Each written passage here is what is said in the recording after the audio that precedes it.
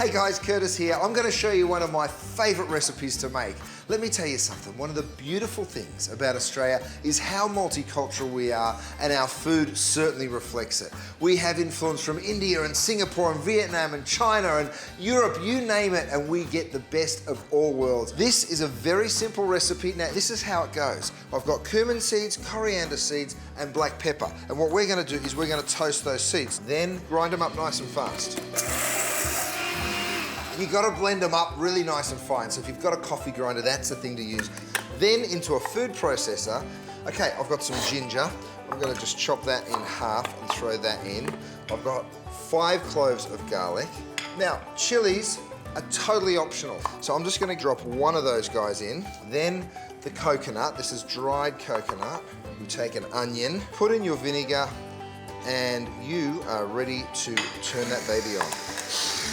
Okie dokie, so you go ahead, you remove that, you preheat a pan. I'm gonna put just a tiny bit of oil and you dump the whole thing into your pan. Tidy up as you go, don't be a slob. So my curry paste has been in for maybe 5 or 6 minutes and it really doesn't take very long. I've got a tomato, I'm gonna chop that up, pop it into your pan. Fresh turmeric is really wonderful, and what you do is grate straight on in there. Once that tomato's had a few minutes to sort of cook down in that paste, what makes this a curry, of course, are these beautiful curry leaves. Then you can add your coconut milk.